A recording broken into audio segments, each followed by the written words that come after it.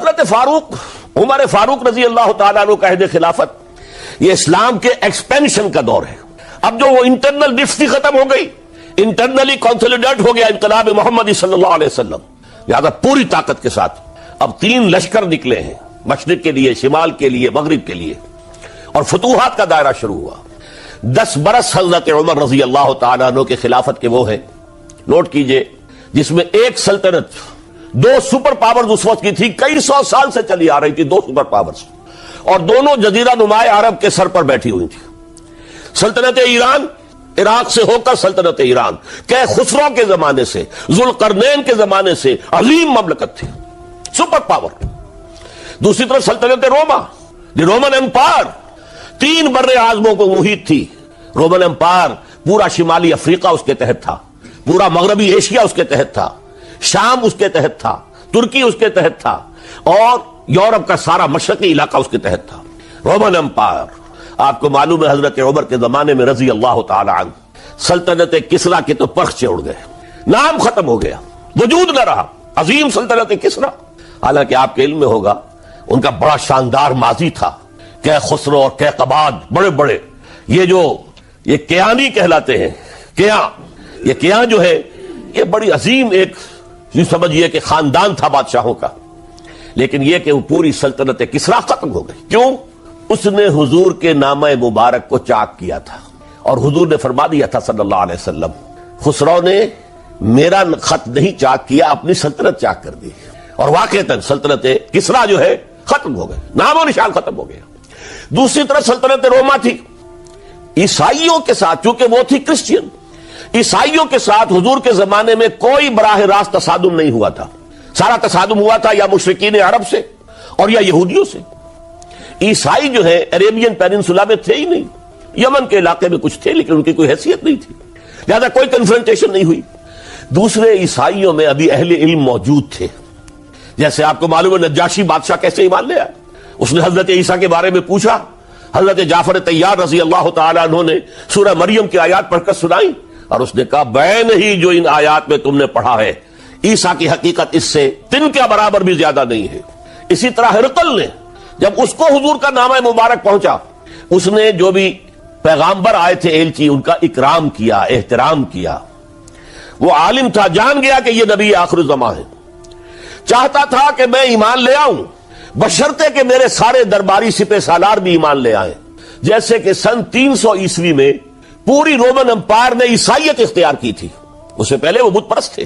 300 عیسوی میں سلطنت روما کا جو ایمپرر تھا وہ ایمان لے آیا حضرت عیسیٰ پر. اس وقت تک ظاہر بات ہے اسلام حضرت عیسیٰ کا دین تھا, حضور تو ابھی آئے نہیں, حضور کے آنے میں تو ابھی 300 برس سے باقی ہیں. وہ عیسائی ہو گیا, پوری مملکت عیسائی ہو گئی, تو وہ نظام جو تھا حکومت کا برقرار رہا, انٹیکٹ رہا. ہرقل یہ چاہتا تھا کہ اسی طرح میری پوری سلطنت ایمان لے آئے تو میری حکومت برقرار رہے.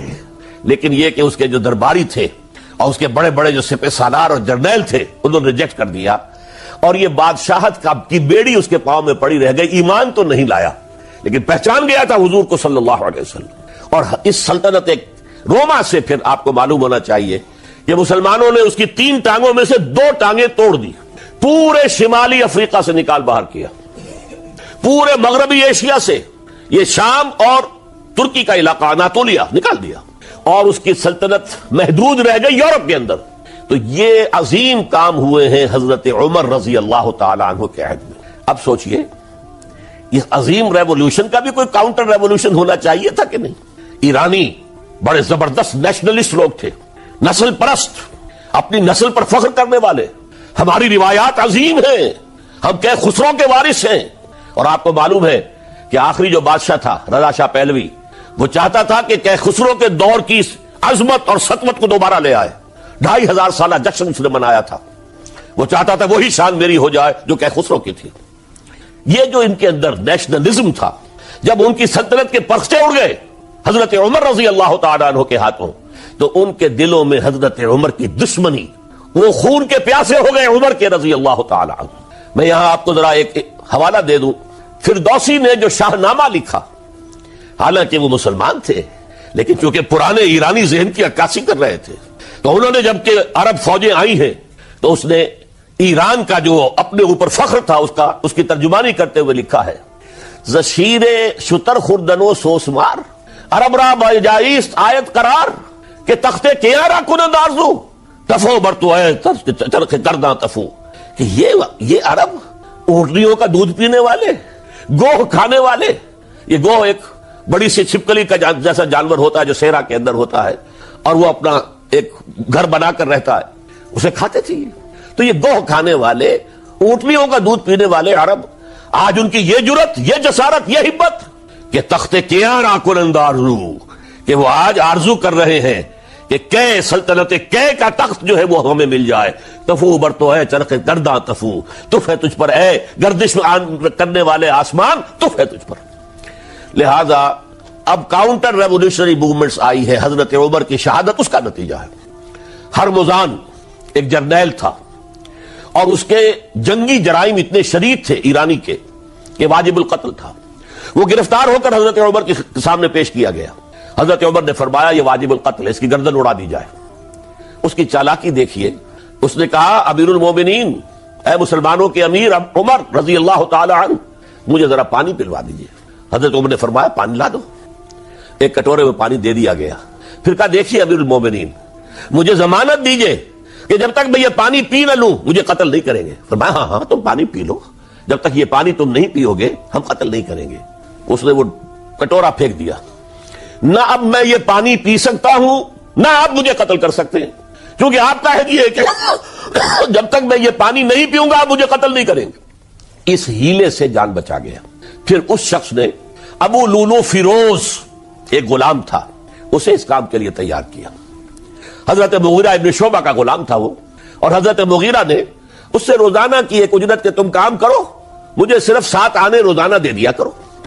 اس نے آ کر حضرت عمر سے کہا کہ میرا جو آقا ہے مغیرہ ابن شعبہ یہ مجھ سے بہت زیادہ طلب کرتا ہے. حضرت عمر نے پوچھا کیا دیتے ہو؟ 7 آنے. تم کرتے کیا ہو؟ کہ میں نجار بھی ہوں، میں لوہار بھی ہوں، میں یہ کام کرتا ہوں. فرمایا اتنے پیشوں کا جاننے والا اس کے لیے یہ روزانہ کا ٹیکس یہ زیادہ نہیں ہے، یہ تمہیں دینا چاہیے.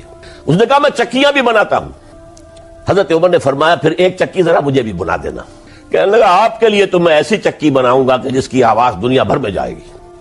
وہ شخص ہے اور ہرمزان کی سازش کے تحت وہ ایرانی جسے بعد میں ایرانیوں نے کیا کہا، جس نے قتل کیا حضرت عمر فاروق کو، حضرت ابو لولو فیروز. آج بھی ایران میں اس کی قبر کی تصویریں بکتی ہیں بازار کے اندر. حضرت ابو لولو فیروز وہ آیا ہے مسجد نبوی میں اور آ کر اس نے جبکہ حضرت عمر رضی اللہ تعالیٰ عنہ امامت فرما رہے حملہ کیا، 5-6 وار خنجر کے کیے. حضرت عمر رضی اللہ تعالیٰ شدید مجروح ہو گئے. یہ انتقام تھا جو عجم نے، وہ سلطنت کے جس کے ٹکڑے ختم ہو گئے تھے، جس کا ٹکڑے کر دیے گئے تھے، اس نے انتقام لیا عالم اسلام سے. سمجھا انہوں نے یہ تھا کہ شاید یہ پوری عمارت اسی ایک ستون پر کھڑی ہے، حضرت عمر ہی کے ستون پر کھڑی ہے، اس ستون کو گرا دو گے پوری عمارت گر جائے گی. لیکن ثابت ہوا نہیں، یہ محمد کی بنائی ہوئی عمارت ہے صلی اللہ علیہ وسلم. یہ بہت قوی ہے، اس کی بنیادیں بہت مضبوط ہیں، کوئی ذرا سی تریڑ بھی نہیں آئی، ذرا سی تریڑ بھی نہیں آئی. حضرت عمر فاروق کی شہادت کے بعد حضرت عثمان رضی اللہ تعالیٰ عنہ کا دور خلافت شروع ہوا اور جوں کا توں جو قافلہ چل رہا تھا آگے چلتا چلا گیا. حضرت عثمان رضی اللہ تعالیٰ عنہ کے بارے میں بہت قیل و قال ہے، ان پر تنقیدیں بھی کی، اپنوں نے بھی کی ہیں، دشمنوں نے بھی کی ہیں. لیکن بات جان لیجئے یہ تاثر غلط ہے کہ ان کے پورے دور خلافت کے اندر فتنہ رہا یا ہنگامہ رہا، قطعاً غلط. 10 برس خلفائے راشدین میں طویل ترین دور خلافت حضرت عثمان کا ہے رضی اللہ تعالیٰ عنہ. 12 برس حضرت ابو بکر کے تو 2.25 برس تھے، حضرت عمر کے 10 برس تھے، ان کا 12 برس. اور 12 میں سے 10 سال ایسے تھے بعین ہی جیسے حضرت عمر کے 10 سال تھے. امن و امان ہے، سکون ہے، چین ہے، اور قافلہ اسلام بڑھ رہا ہے، فتوحات کا دائرہ بڑھتا چلا جا رہا ہے، فتوحات سیلاب کے مانند آگے بڑھ رہی ہیں. تھنتا نہ تھا کسی سے سیل رواں ہمارا یہ سیل رواں کوئی روکنے والی کوئی طاقت دنیا میں رہی نہیں تھی. کسرا ختم، سلطنت ایران ختم، اور دوسری سپر پاور سلطنت روما، اس کی 3 میں سے 2 ٹانگیں توڑ دی گئی، 1 رہ گئی. اب کون تھا؟ خارج میں کوئی طاقت نہیں تھی جو اسلام کے اس سیلاب کو اور پوری نوع انسانی پر اتمام حجت اور اللہ کے دین کو پہنچانے کے راستے میں رکاوٹ بن سکتی ہے. اب ایک فتنہ اٹھا. دیکھیے حضور کی کنفنٹریشن 3 مذاہب سے ہوئی تھی. ایک مذہب مشرکین کا، شرک کا قلع کما کر دیا گیا جزیرہ نما عرب سے، ختم ہو گئے۔ انہوں نے کاؤنٹر ریولوشنری موومنٹس اٹھائیں حضرت ابوبکر کے زمانے میں، ان کو کرش کر دیا حضرت ابوبکر صدیق رضی اللہ تعالیٰ عنہ، چاہے ہزاروں صحابہ شہید ہوئے۔ اس کے بعد دوسری طاقت کون تھی؟ مذہبی، یہودی۔ یہود کے 3 قبیلے مدینے میں آباد تھے، بنو قینقاع، بنو قریظہ، بنو نذیر۔ 2 کو مدینے سے نکال دیا گیا ان کی بدعہدی کی وجہ سے، حالانکہ حضور نے مدینہ تشریف لاتے ہی ان سے معاہدے کر دیے تھے۔ ان کا میثاق مدینہ یہ در حقیقت ایک پیکٹ تھا، جوائنٹ ڈیفنس آف مدینہ کا۔ مدینے پر اگر کوئی حملہ کرے گا، اور ظاہر بات ہے یہ کہ امکان تھا کہ مکے والے آ کر حملہ کریں، مشرکین مکہ، لیکن مدینے کا ہم تحفظ کریں گے مل کر، مسلمان اور یہودی۔ لیکن انہوں نے ہر موقع پر وعدہ خلافی کی۔ پہلے بنو قینقاع نکالے گئے، پھر بنو نذیر نکالے گئے۔ غزوہ احزاب کے موقع پر بدترین جو ہے بدعہدی بنو قریظہ نے کی، اور ان کو بڑی سخت سزا دی گئی، کیونکہ انہوں نے خود کہا تھا کہ ہمارا فیصلہ سعد ابن معاذ رضی اللہ تعالی عنہ جو فیصلہ کر دیں گے وہ ہمارے حلیف ہے، جو فیصلہ کر دیں گے ہمیں قبول ہوگا۔ اور حضرت سعد نے تورات کے حکم کے مطابق فیصلہ کیا کہ ان کے جتنے جوان ہیں وہ قتل کر دیے جائیں گے۔ بڑی سخت سزا تھی کہ جو دی گئی ہے، اس میں کوئی شک نہیں۔ پھر ان کا اڈا تھا بہت بڑا خیبر میں، وہ نکال دیا گیا، وہاں سے انہیں نکالا گیا، اس کے اوپر مسلمانوں نے قبضہ کیا۔ جیسا کہ میں نے عرض کیا، عیسائیوں سے کوئی کنفرنٹیشن نہیں ہوئی تھی، لیکن ان 2 کے ساتھ ایک مشرکین عرب کا خاتمہ ہوا اور ایک جزیرہ نما عرب سے یہودیوں کا خاتمہ ہوا۔ لہذا ان کے اندر جلن تھی، انتقام کی آگ تھی۔ سب سے بڑا تو حسد تھا کہ 2000 سال سے نبوت اور رسالت ہمارے پاس تھی، موسیٰ سے لے کر عیسیٰ تک علیہم الصلاۃ والسلام، 1400 برس ہماری تاریخ کے وہ ہیں کہ کوئی ایک لمحہ بھی نہیں تھا کہ کوئی نبی موجود نہ ہو۔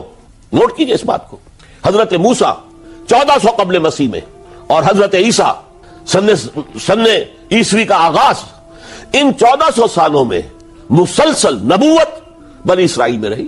یہ حدیث ہے بخاری شریف کی، کانت بنو اسرائیل تسوسہم الانبیاء، بنی اسرائیل کی حکومت، ریاست، سیاست کا کام انبیاء کرتے تھے۔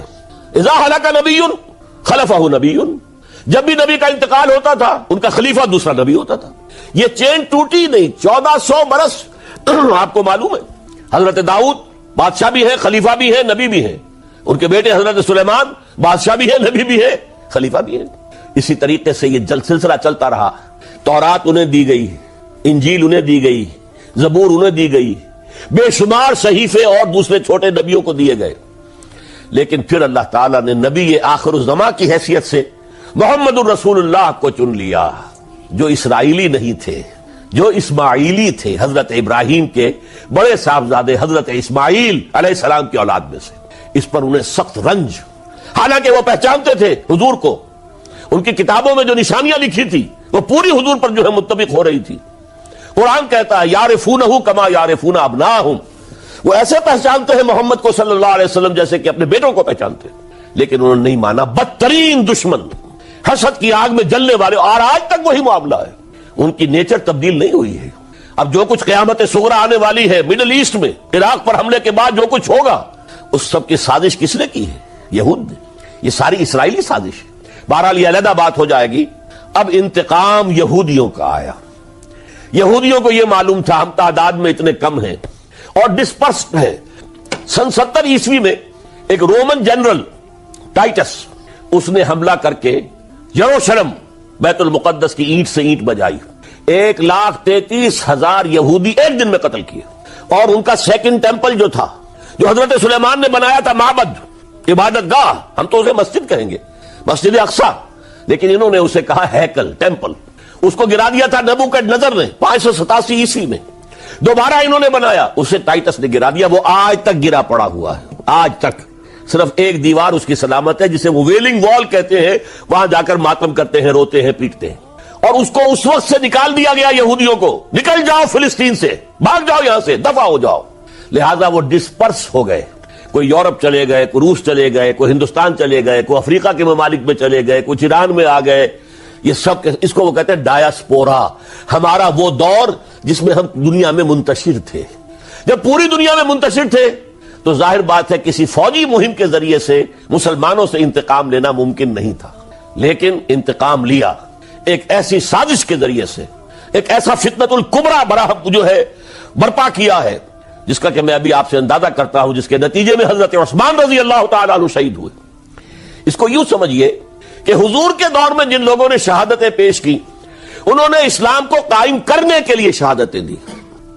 اب دور خلافت راشدہ میں جو شہادتیں پیش کی گئیں، وہ اسلام کو قائم رکھنے کے لیے، جو عمارت بن گئی ہے اب گرنے نہ پائے، اسے دشمن گرا نہ دے، اس ڈیفنس کے اندر، اس تحفظ کے اندر جانے دی، ہزاروں نے دی۔ حضرت عمر رضی اللہ تعالیٰ عنہ قائد خلافت ہے، بیت المقدس کا محاصرہ کیا گیا، فصیل بڑی اونچی، شہر اندر سے سیلف سفیشینٹ، حملے کا راستہ کوئی نہیں، محاصرہ طول کھینچ رہا ہے، لیکن ان کے پاس رسد بھی موجود ہے، پانی بھی موجود ہے، وہ دروازے بند کر کے بیٹھے ہوئے۔ بالآخر اللہ تعالیٰ کی مشیت کا ظہور کیسے ہوا؟ ان کے کچھ علماء آئے فصیل پر، کہا دیکھو مسلمانوں، تم قیامت تک بھی یہاں پڑے رہو گے محاصرہ کر کے، ہمارا یہ شہر فتح نہیں ہوگا۔ ہاں، ایک درویش بادشاہ کے ہاتھوں یہ شہر فتح ہونا ہے، لیکن تمہارے اندر ہمیں وہ نظر نہیں آ رہا۔ ابو عبیدہ بن الجراح رضی اللہ تعالی عنہ، امین هذه الامہ، ان کا فوراً ذہن گیا، وہ درویش بادشاہ مدینے میں بیٹھا ہوا ہے، عمر رضی اللہ تعالی۔ اب ایک اور عمر بھی ہے جو قندھار میں بیٹھا ہے، نقشہ وہی ہے، سادگی کی حد تک نقشہ وہی، بالکل وہی، اپنی آنکھوں سے دیکھا ہے، وہی سادگی۔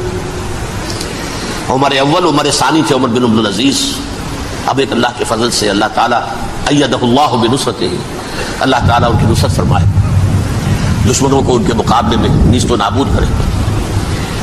انہوں نے ریکویسٹ بھیج دی کہ حضور تشریف لائیے، یہ شہر فتح ہو جائے گا۔ وہ ہے سفر تاریخی، اتنا طویل سفر، تقریباً 700 میل، ایک اونٹ، ایک خادم، ایک منزل پہ امیر المومنین اوپر بیٹھے، خادم آگے چل رہا ہے، اگلی منزل پہ خادم اوپر بیٹھا ہے، امیر المومنین آگے جا رہا ہے۔ اور جب پہنچے ہیں تو وہ باری تھی خادم کی، انہوں نے ہاتھ جوڑ دیا، حضور خدا کے لیے تم کیا کہیں گے لوگ، وہ میرا برا حال کر دیں گے، تمہیں شرم نہیں آئی؟ امیر المومنین پیدل آگے چل رہے، نکیل پکڑ کر، اور تم بیٹھے ہو اوپر براجمان ہو۔ حضرت عمر فرمایا دور نہیں، باری تمہاری ہے، بیٹھ۔ اس حال میں پہنچے ہیں، اور پھر یہ کہ ابو عبیدہ بن الجراح آئے ہیں، استقبال کیا ہے تو دیکھا ہے اس حال میں چلے آ رہے ہیں، عمر نکیل پکڑے ہوئے چلے آ رہے ہیں، اور کہتے ہیں کہ کہیں کیچڑ ویچڑ تھا، جوتے خراب ہو گئے تھے، وہ بھی اتار کے ہاتھ میں پکڑے ہوئے، کپڑے تو تھے ہی پھٹے ہوئے۔ انہوں نے کہا کہ حضرت ابو عبیدہ نے، دیکھیے یہ بڑا متمدن ملک ہے، بڑا مہذب علاقہ ہے یہ، آپ ذرا حلیہ اپنا دوست فرما دیں، تب جا کے پیش ہم آپ کو کریں گے۔ آپ نے فرمایا نحن قوم اعزنا اللہ بالاسلام، ہم وہ قوم ہیں جنہیں اللہ نے عزت دی ہے اسلام کے ذریعے سے، کپڑوں کے ذریعے سے نہیں، دولت کے ذریعے سے نہیں۔ اسی حال میں گئے ہیں، اوپر سے انہوں نے کھڑے ہو کر نشانیاں دیکھی ہیں، اپنی کتابیں کھولی، ہاں یہ وہی ہے، اچھا لو جی سرنڈر، شہر تمہارے ہاتھ میں۔ خون کا ایک قطرہ نہیں بہا اور بیت المقدس فتح ہو۔ لیکن اس وقت حضرت عمر نے ایک نرمی یہ کی کہ یہودیوں کے لیے بھی اسے اوپن سٹی قرار دے دیا۔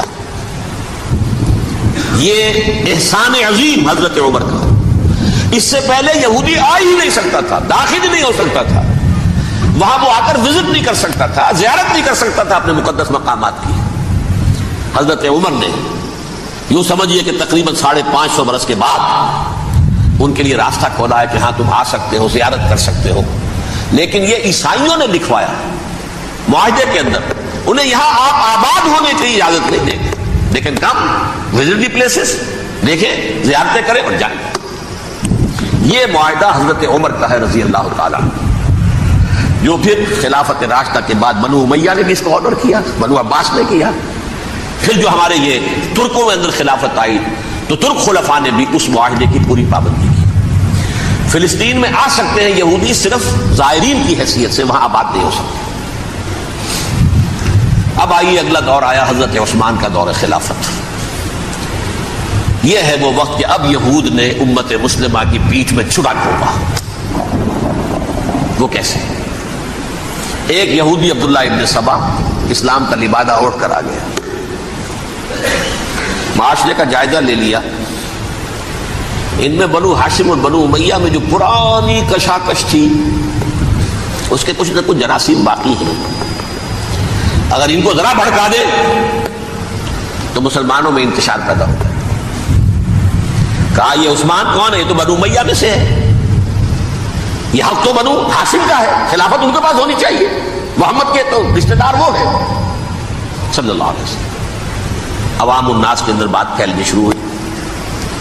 پھر ایک بڑی سازش کے انداز میں حضرت عثمان کے خلاف پروپیگنڈا، حضرت عثمان کے جو عاملین تھے، گورنر تھے، ان کے خلاف پروپیگنڈا. اور ایسی ہوشیاری کرتے تھے کہ کوفے میں کوفے کے حاکم کے خلاف کچھ نہیں کہنا. اجی مصر میں یہ ہو رہا ہے، اجی شام میں یہ ہو رہا ہے، اجی یہ جو عثمان ہے وہ یہ کر رہا ہے، یہ ظلم ہو رہا ہے، یہ لوٹ مار ہو رہی ہے، یہ خیانتیں ہو رہی ہیں. اب نہ تو اس زمانے میں مینز آف کمیونیکیشن، کیسے تصدیق کریں؟ افواہیں تو آپ آج کراچی کے اندر شروع ہو جائے تو پتہ نہیں چل سکتا کسی کو کہ کیا اس میں صداقت ہے، کیا جھوٹ ہے. اور بری بات جو ہے فطرت انسانی کی کمزوری ہے، وہ فوراً قبول کرتا ہے. کسی کے بارے میں اچھی بات ماننے کو تیار نہیں ہوتا، لیکن بری بات تو فوراً تیار ہے. بہرحال یہ فتنہ انہوں نے اٹھایا، حضرت علی کی الوہیت کا فتنہ اٹھایا، حضرت عثمان کے خلاف الفتنۃ الکبریٰ برپا کیا. حضرت عثمان شہید ہوئے. اس کے بعد 5 برس تک مسلمان ایک دوسرے کی گردنیں کاٹتے رہے. باہمی خانہ جنگی ہوئی. امت کو وہ زخم لگایا ہے جو آج تک جس سے خون رس رہا ہے. یہ شیعان عثمان اور شیعان علی تھے جو بعد میں پھر سنی اور شیعہ ہو، اور آج تک فتنہ کس نے جگایا؟ ایک عبداللہ ابن سبا یہودی اور اس کے کارندے، شیطان کا ایجنٹ، اور انسانوں میں سے بھی اس کے جو بھی حواریین تھے اور شیطانوں کے اندر سے بھی تھے، انہوں نے بھی اس آگ کو بھڑکایا. یہ آپ سوچ لیجئے کہ یہ کس نے وہ زخم لگایا؟ یہودی. اگلا دور آیا، خلافت راشدہ ختم ہوئی، بنو امیہ کا بھی دور کافی گزر گیا. طارق ابن زیاد 712 عیسوی میں حملہ کرتے ہیں اسپین پر. اسپین اس وقت عیسائیت کا بہت بڑا گڑھ، بڑے کٹر ترین عیسائی جو ہے وہ اسپین میں تھے. لہذا یہودیوں کی وہاں بہت پٹائی ہوتی تھی، بہت پٹائی ہوئی. میں بتا چکا ہوں، دشمنی تھی چلی آ رہی تھی عیسائیوں کے ہاتھوں یہودیوں کی. وہ تو سن 300 عیسوی سے ایمپرر کانسٹنٹائن کے بعد سے شروع ہو گئی. اس حوالے سے یہودیوں نے اس وقت چالاکی یہ برتی، کچھ راستے واسطے بتائے، کچھ مدد کی طارق ابن زیاد کی. طارق ابن زیاد نے انہیں اپنا محسن سمجھا. ہسپانیہ فتح ہو گیا تو یہودی چونکہ محسنین کی فہرست میں آ چکے تھے، انہیں بہت اقتدار نصیب ہوا. بڑی سپورٹ مسلمانوں نے دی. ان کے بڑے بڑے علماء جو اسی دور کے اندر پیدا ہوئے، بڑے بڑے تھنکرز ان کے اسی دور میں پیدا ہوئے. بن گوریون جو کہ ایک وزیر اعظم تھا اسرائیل کا، اس نے یہ لکھا اپنی کتاب میں، Muslim Spain was the golden era of our diaspora. وہ ڈائسپورا جو 70 عیسوی سے شروع ہوا تھا اور 1917 عیسوی تک جاری رہا ہے، اس میں سے گولڈن ایرا ہمارا جو تھا وہ مسلم اسپین تھا. ہسپانیہ میں بیٹھ کر ہم نے عیش کیے. لیکن وہاں سے انہوں نے اور جو کچھ کیا، یہ تو داستان کے تو بہت سے گوشے ہیں، لیکن میں جس اسٹریٹ لائن میں چل رہا ہوں اس کے اعتبار سے ایک بات سمجھ لیجیے. وہاں بیٹھ کر انہوں نے اب عیسائیت کی پیٹھ میں چھڑا گھونپا، پروٹیسٹنٹ مذہب پیدا کیا، تقسیم کر دیا. جیسے شیعہ سنی کی تقسیم، عبداللہ ابن سبا، رومن کیتھولک اور پروٹیسٹنٹ کی تقسیم، یہودی علماء. ہوتا کیا تھا؟ ہسپانیہ کی یونیورسٹیاں ہیں، کارڈووا میں ہے، ٹولیڈو میں ہے، گریناڈا میں ہے، غرناطہ، قرطبہ، تولیتلا. اور وہاں آتے تھے لوگ، فرانس سے چلے آ رہے ہیں نوجوان پڑھنے کے لیے، جرمنی سے چلے آ رہے ہیں، اٹلی سے چلے آ رہے ہیں. 3 ہی ملک قریب ترین پڑھتے ہیں سینٹرل جو یورپ کے ہیں. یہاں پر جو ہے وہ اسلام جو نور پھیلا رہا تھا اس سے بھی مستفیض ہوئے. جہالت کے جو ہے پردے ان کے وہ چھٹے. اس کے ساتھ ہی وہ یہودی وہاں ان کے اندر جو جراثیم داخل کر رہے تھے وہ اس عیسائیت کے خلاف بغاوت تھے جو اس وقت دنیا میں